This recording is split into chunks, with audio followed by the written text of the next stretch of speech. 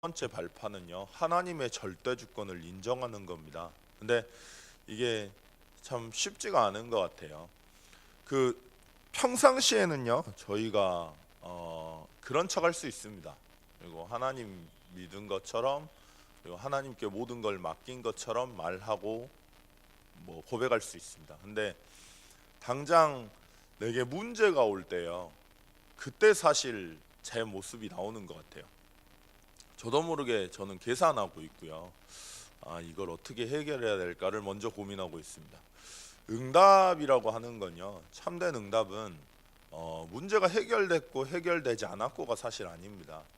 문제가 있을지라도 그 순간에 살아계신 하나님을 바라보고 인정하고 고백할 수 있다면 그게 진짜 응답 같습니다.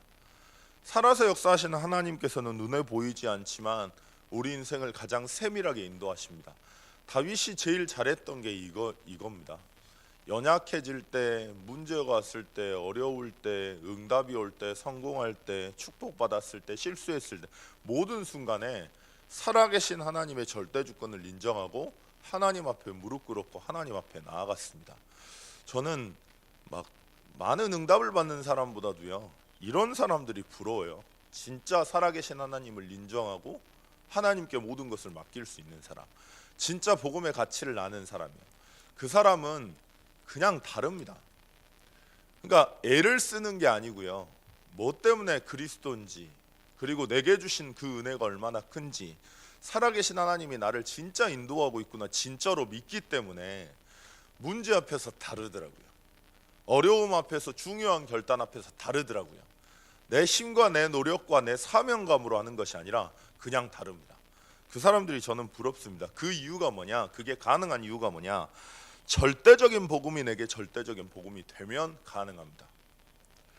막 다른 거를 하려고 그래요. 왜냐하면 살아계신 하나님을 인정한다는 게 쉽지가 않기 때문에, 그러니까 그냥 예배드리는 정도는 누구나 할 수 있는데요, 진짜 살아계신 하나님을 인정하고 그리스도 앞에 모든 걸 맡긴다, 사실 쉬운 것 같지만 쉽지가 않거든요. 그렇기 때문에 당장에 눈에 보이는 거 없고 그렇게 달려가도 뭔가 변화되는 거 크게 없습니다. 그렇기 때문에 사람들이 그때 따른 거래요. 절대적인 복음이 아닙니다. 절대라는 건 흔들리지 않는 거지 않습니까? 어떤 순간에 어떤 사건에서도 절대적인 복음, 흔들리지 않는 그 복음을 잡아야 되는데, 당장에 그 복음 잡는다고 해서 뭔가 변화되는 게 별로 없는 것 같거든요. 그래서 다른 것을 선택합니다. 눈에 보이는 거, 뭔가 내가 이렇게 하면 이렇게 돌아오는 거, 바로 볼 수 있는 거, 그런 것들에 자꾸 초점을 맞춰요. 그러다 보니까 우리도 모르게 종교 생활하고 응답을 따라갑니다. 응답이 없으면 하나님 살아계시지 않는 양, 그리고 응답 아니고 문제가 오면 마치 하나님이 돌아가신 것처럼 그렇게 살죠. 절대적인 복음이 내게 절대적인 복음이 되면 끝나는 겁니다. 저는 우리 아이들 놓고 기도하는 거 이거거든요. 진짜 그리스도가 내 인생의 그리스도가 된다, 진짜 하나님의 은혜를 날마다 깨닫는다, 날마다 그리스도 앞에서 해답을 얻는다, 하나님이 내게 주신 절대적인 축복, 내가 어떤 존재인지를 날마다 기억하고 우리의 신분을 따라서 주시는 권세를 날마다 확인한다. 그러면 어떻게 될까요? 그건 다른 이야기거든요. 전도를 한다가 아니고요, 전도가 아니면 안 됩니다. 그러니까 그 차이는 좀 다른 거예요. 전도를 안 한다가 아닙니다. 못 하는 겁니다. 죄송한 말인데, 한다와 안 한다의 개념이 아니고요, 다릅니다. 다른 개념이에요. 그게 가능한 유일한 방법이 뭐냐? 절대적인 복음이 내게 진짜 절대가 되면 돼요. 그래서 오늘 또 우리는 하나님 앞에 서는 거고요, 하나님 앞에 기도하는 겁니다. 당장에 그렇게 한다고 해서 뭔가 변화되는 거 없을 수도 있습니다. 근데 내 마음이 그곳에 있다면, 내 마음이 절대적인 은혜 받고 절대적인 복음을 붙잡는다면 어느 날 내 모습은 그렇게 닮아가는 거예요. 뒤돌아보면 굉장히 많이 달라져 있습니다. 그게 응답 아닙니까? 문제 앞에서 하나님의 절대 주권을 인정하면서 하나님의 말씀이 기억났다, 저는 그게 응답이고 그게 성공이라 생각합니다. 비록 문제가 해결되지 않아도, 어떤 상황이 해결되지 않아도 내가 하나님의 절대 주권을 인정하고 내가 하나님의 말씀이 딱 기억났다, 그럼 그게 성공입니다. 절대적인 복음이 되는 방법이 그 첫걸음이에요. 날마다 하나님 앞에 서는 거. 그러면 어떻게 되냐? 우리의 걸음이요, 절대적인 언약의 걸음이 됩니다. 절대적인 복음이 먼저 있어야 절대적인 사명이 나오죠. 사명감 때문에 움직이는 사람 저는 너무 많이 봤거든요. 그래서 무너지는 사람도 너무 많이 봤습니다. 사명 때문에 막 살아가요. 물론 맞아요. 근데 진짜 맞는 게 복음 때문에 저는 행복한 사람 거의 못 봤거든요. 사명감 때문에 사는 사람은 많이 봤는데 복음 때문에 내가 행복하고 복음에 내 생명 다 걸 수 있다, 복음으로 나 진짜 다 드릴 수 있다, 별로 못 본 것 같아요. 근데 절대적인 복음이 내게 절대적인 복음이 되면 절대 사명은 따라오는 겁니다. 천하만민에게 가서 복음을 증거하라, 당연한 거 아닙니까? 내가 이 복음 때문에 살아났는데 당연히 전달하는 거죠. 그리고 절대적인 목표 호남 세계 후대 복음화, 그리고 그 일을 위해 3기업 5법인, 당연한 거잖아요. 그 일을 위해 후대를 살리는 거, 그 일을 위해 내 인생이 작품이 되는 거, 그 일을 위해 우리가 힘을 얻는 거, 당연한 겁니다. 당연한 거. 절대적인 복음이 내게 절대적인 복음이 되면 절대적인 언약이 되는 거예요. 그러면 어떻게 될까요? 절대 제자가 돼요. 복음을 가진 교회가 얼마나 중요한지 알게 되고, 복음을 가진 전도자가 얼마나 중요한지 알게 되고, 그러니까 돕는 겁니다. 그리고 내가 먼저 보호자, 동역자, 식주인이 되면 당연히 그런 사람, 그런 제자 세울 수 있지 않을까요? 교회에서 원네스 하라고 합니다. 근데 원네스 하라고 예를 쓴다고 해서 원네스가 되는 게 아니에요. 절대적인 복음이 내게 복음으로 오면 다른 사람을 볼 때 어떻게 보일까요? 나랑 똑같은 인간으로 보여요. 연약한 성도 와도 어이구 저 사람 영적 문제 더럽게 받네, 아이고 저 인간 때문에 못 살아먹겠네, 그게 아니고요, 나랑 똑같이 보입니다. 여러분들은 영적 문제 없으십니까? 우리도 다 있거든요. 영적 문제 없는 인간은 아무도 없어요. 오늘 다윗도 그렇게 고백하잖아요. 17절에 보니까, 16절에 보니까 15절이군요. 세상에 있는 날이 그림자 같아서 희망이 없었나이다. 누구나 다 그래요. 근데 이것 때문에 그리스도가 필요하고, 이것 때문에 절대적인 복음의 은혜가 필요하지 않습니까? 살라고 온 겁니다. 그렇게 보이면 원네스 하라가 아니라 원네스가 돼요. 사랑해지는 게 아니라, 사랑하려고 노력하는 게 아니라 사랑해집니다. 그러면 어떻게 될까요? 날마다 하나님의 절대 주권을 인정하게 되는 겁니다. 그러면 가장 먼저 회복되는 건 뭐냐? 감사가 회복이 돼요. 감사가. 내가 어려움이 있어도, 내가 좀 힘들어도 감사할 수 있습니다. 억지로 감사하는 거 이야기하는 거 아닙니다. 사드락 메삭 아벳느고가 하나님 앞에 바벨론 왕이 자기의 신상을 만들어 놓고 모든 사람이 다 절하라고 합니다. 근데 절을 안 해요. 바벨론 왕이 얼마나 사드락 메삭 아벳느고는 아꼈는지 다시 한번 기회를 준다고 말하라고 합니다. 근데 마찬가지로 다니엘도 그렇고요. 왕 앞에서 당당하게 고백하죠. 나는 그럴 수 없다고. 다니엘은 뭐 하루 3번 예루살렘을 향하여 문을 열어놓고 왕의 조서가 찍힌 줄 알고도 저를 기도했으니까요. 근데 그때 사드락 메삭 아벳느고가 하는 말입니다. 우상 숭배 우리는 할 수 없다. 하나님이 풀물에 던지면 우리를 구원하실 거다. 근데 그리 아니하실지라도 라고 고백했어요. 상관없다는 겁니다. 왜냐하면 복음의 가치를 알고 있으니까요. 그러면 매일 감사할 수 있어요. 이 감사는 우리가 아는 감사와는 차원이 다른 감사입니다. 마가다락방에 초대교회에 모였다는 것은, 그때 모였다는 것은 억지로 참으면서 모일 수가 없는 상황입니다.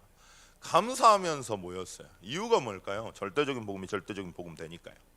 그러니까 절대적인 복음이 복음 되는 건 기본이 아닙니다. 전부죠. 끝까지 우리가 붙잡아야 될 언약입니다. 이거 되면 다른 거 다 되는 거예요. 그러면 어떻게 될까요? 마지막 기도가 어떻게 될까요? 제가 한국 교계에서 굉장히 많은 제자들을 세우고, 지금 그 제자들이 목회 현장의 전도자로 굉장히 많은 사역을 하는 그런 제자를 키웠던 목사님이 있습니다. 소천하셨는데요. 근데 마지막 순간에 그렇게 고백을 하셨대요. 예수 믿는 거 너무 힘들다고, 예수 믿지 말라고. 자기의 후대들한테 그렇게 말을 했대요. 나는 목회 안 한다고. 근데 그 모습을 볼 때 어떤 생각이 들냐면, 그 사람을 뭐 믿음이 없다 그 이야기를 하는 게 아닙니다. 그러면 저희는 어떻게 해야 될까요? 마지막 때 우리 입장에서 봐보고요, 후대들에게 뭐라고 이야기할까요? 마지막 순간에, 야 예수 믿는 거 너무 힘들었어. 너는 그냥 적당하게 신앙생활해. 적당하게 교회 가가지고 적당하게 주일 예배 드리고 적당하게 헌신하다가 네가 즐길 거 다 즐기고 해. 나는 너무 힘들었어 라고 말할까요? 아니면 다윗처럼 모든 주제가 주께 속하였사오니 주께서 드린 것을 주께 드릴 뿐입니다. 우리는 그림자같이 희망이 없었는데 하나님이 우리와 함께 하셔서 우리의 인생을 인도하셨다고. 여호수아는 마지막 순간에 그렇게 고백합니다. 이스라엘 민족들에게 나와 내 집은, 너희는 다른 거 해도 된다, 근데 나와 내 집은 오직 여호와만 섬길 거라고 그렇게 고백합니다. 여러분들 마지막에 어떻게 고백이 될까요? 그게 평상시 우리의 삶 속에 있습니다. 평상시는 우리가 꾸밀 수 있어요. 믿음 있는 척. 저도 단위에 설 때 믿음 있는 척 말할 수 있습니다. 근데 평상시가요, 마지막 순간과 중요한 결정을 할 때 문제 앞에서 결정이 돼요. 그때는 속일 수 없습니다, 내 자신을. 그래서 그게 은혜예요. 그렇게 자꾸 까발려져야 복음이 아니면 안 된다고 인정되고, 그래야 내가 죽거든요. 내가 없어지거든요. 그래야 그리스도만 남거든요. 그래야 절대적인 복음이 절대적인 복음 되고 내게 절대 은혜가 되거든요. 그렇게 하려고 하나님은 하십니다. 뒤돌아보십시오. 인생을 다 하나님의 은혜였습니다. 진짜 만약에 우리가 문제라고 생각하지 않았던, 상처라고 생각했던 그 일이 없었다면 여러분들 여기 계실까요? 만약에 내게 어려움과 과정, 내가 지금 힘들었다고 하는 그런 순간이 없었다면 여러분들 만약 복음 진짜 붙잡을 수 있으셨겠습니까? 아닙니다. 마지막 순간에 바울에게 물어봤다면, 바울에게 네가 어떻게 살았냐고 간증하라 했다면 뭐라 간증했을까요? 처음부터 끝까지 다 하나님의 은혜였다고 말할 겁니다. 모세가 광야 생활 중에 얼마나 힘들었는지, 목회가 얼마나 힘들었는지 이스라엘 민족이 말을 안 듣거든요. 하나님께 그렇게 기도해요. 이 사람들이 나랑 무슨 관계가 있냐고. 말도 안 듣는다고. 왜 근데 내가 이렇게 해야 되는데, 얼마나 힘들었으면 그랬겠습니까? 근데 마지막 순간에 모세가 뭐라 고백했습니까? 주님 품 같았다고 이야기합니다. 그게 하나님의 은혜를 발견한 사람 아닌 사람, 그 차이예요. 매일매일 하나님 앞에 들어가고 매일매일 하나님을 붙잡는 시간이 있다면 이게 기억날 겁니다. 하나님의 은혜가 왜 이렇게 하셨는지가. 그럼 다릅니다. 진짜 하나님의 은혜인 것 같아요. 저는 아무리 생각해도 제가 목사가 됐다고 하는 것 자체가 기적이고요. 어제도 송년회 한다고 언제 시간 되냐고 저한테 전화 와가지고 애들이 여수에 내려온대요.